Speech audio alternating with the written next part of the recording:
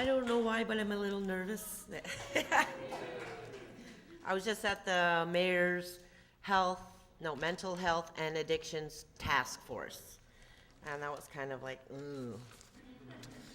Okay, we're talking about renovictions. This is a renovictions forum. I lived in an SRO. I don't know if anybody caught the first story from CTV, where I was featured in there in an SRO, which for me, my place, I didn't have a bed. It was full of bugs and mice, and so we used it as storage, and the window didn't close. So I lived with my boyfriend who lived next door, and when they did this thing, my boyfriend was like, oh, we got to clean the walls, we got to do this, this, this. I said, no. I said, I want them to know how we live here in the downtown east side. And it's acceptable. It was acceptable for me.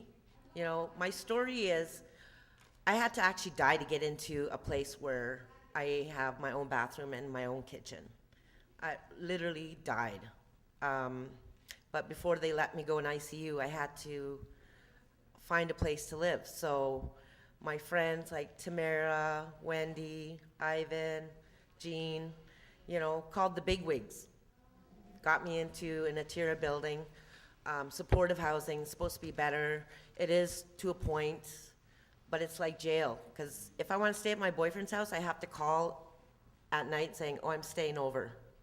So it's kind of like they're my mom and dad, you know. And it's just disgusting how, if you live in these places, now you have to have proper ID. You can't use the photocopies anymore, which means I can't go visit my friends.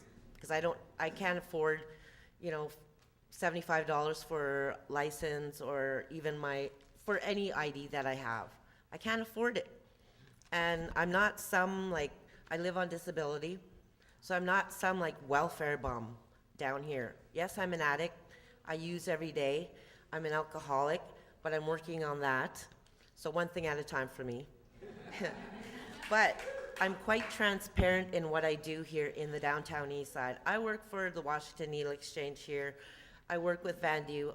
I'm president of WAHRS, which is Western Aboriginal Harm Reduction Society, and we deal with social issues, and the renovictions are our issues. And we stand beside VANDU in the citywide housing march, which is Saturday, July 26th. The demands are municipal rent control, adequate and healthy living conditions for all, stop gentrification in its tracks. Sorry, I'm stealing it from you guys. This is VANDU's thing. But I mean, like I said, we walk hand in hand together. Protect all affordable neighborhoods in Vancouver, build at least 1,000 units of social housing per year in Vancouver, at least equal to the 1980s. We also demand a real definition of social housing. You know, because I've sat on the lap for 2 years, and that was the main thing that we wanted, was a definition of social housing. And they just kind of like, you know, pussyfooted around it, you know, and then they constructed words around it, and we really didn't even get it. You know, I went through this process for 2 years. The only positive thing about the lap that what I retained was, now I know how to fight them. They taught me their ways, so I'm teaching WAHRS how to fight them. And, you know, they're manipulative ways. We can manipulate too, but we're not like that. You know, we fight strong, we fight together with community members.